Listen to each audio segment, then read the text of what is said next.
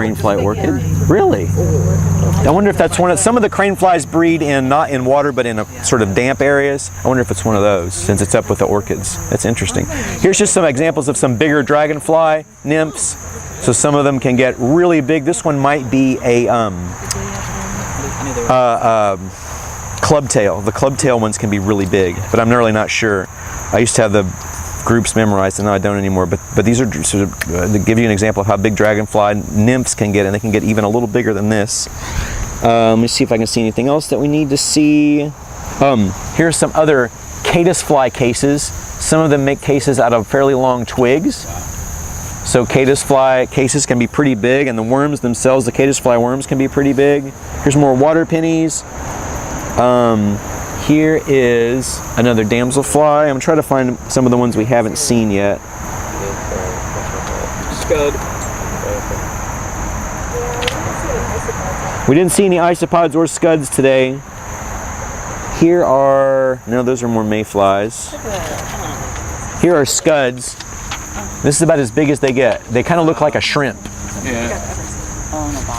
Is it a crustacean? It's a crustacean, that's right. Or like clear. They're sort of whitish, clearish, yeah.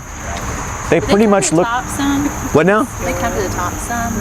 I don't know. I usually see them in fairly shallow water. I don't know what they're doing really. I feel like I see those. I think they're a detritivore. They're not an insect, so I don't know anything about them. When the water's been really busy. Okay. And it's kind of done that. Yes, scuds are neat. I think they're. Okay, here's stoneflies. Stoneflies can get kind of big. A stonefly looks like a mayfly, but it usually has 2 tails instead of 3. I think what the discrepancy is that stoneflies are always going to have 2 tails. Mayflies usually have 3 tails, but there are some mayflies with 2 tails, so it can be confusing. If you see one with 2 tails and you're not quite sure, you may have to get out the more detailed identification books, but I don't know if I've ever seen the 2-tailed mayflies in a stream, although I think they live here. So these are stoneflies. They get pretty big. Once again, this is an immature stage. I believe that a lot of the stoneflies are predatory, and they do have fairly impressive mandibles once you look down underneath them. They have 2 tails. Oh, here's a cool one. This is Helgramite. So Helgramite is a big underwater predator. It turns into a flying creature called a Dobson fly that looks a lot like a dragonfly. But its underwater stage is a predator, and they have big mandibles. They have big tendrils on the side of their body. When you or a kid finds one of these, you will know that you have something impressive. They get a little bigger than this, and they can bite. Not really dangerous, but they definitely can bite you. So Dobson fly larvae are really cool. So they are a fully aquatic gilled larva. And then we found some, I'm pretty sure we found, mussels are not on this sheet, but clams are. So I'm not sure if we found mussels or clams, so I'm not going to check that. Hold on.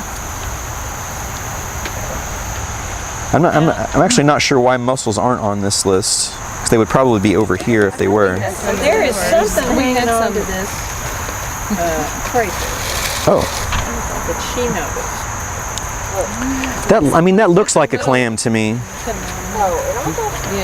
it was that. Or is that is that another? That's a snail. I think that might be the same dragonfly that we saw earlier. Yeah.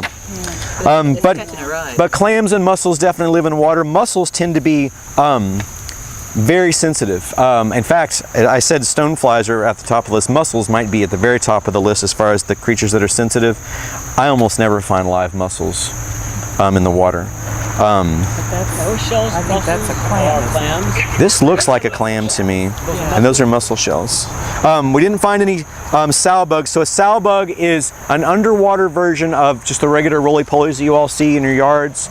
There's an underwater species that looks just like it. So if you see those I tend to find those a lot in urban streams. We didn't find any black fly larvae. They can live in just about any kind of stream. They look like this.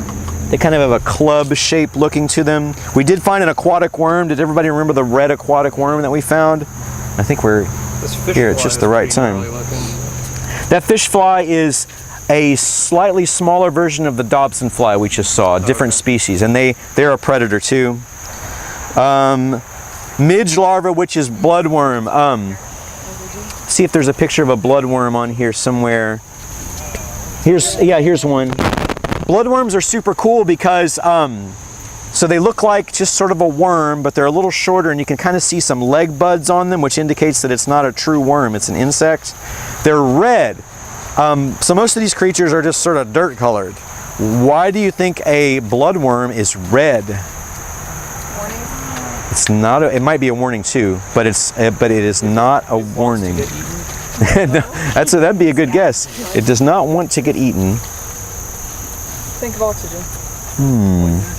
It's not. I don't think they are poisonous. Why is it Oh, red? it's the blood Red that the you're first seeing? color to It's get oxygenated lost? blood? Like, you go deeper, so I don't think they can see. I don't think they can see well enough to know that they're red. Or like other things. Other creatures. Yeah, so like a camouflage. It could be some kind of, but there actually is a very specific reason why they're red, and it's the same reason why we have red blood. Oxygenated blood.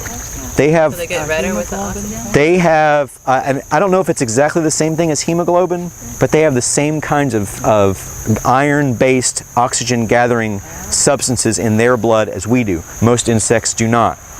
Most insects, and we'll talk about this when we get to the center, is that most insects get their oxygen directly from either from gills or the air. They literally pull it into their body, and they don't have a venous system or arteries. They just pull air in directly to their bodies.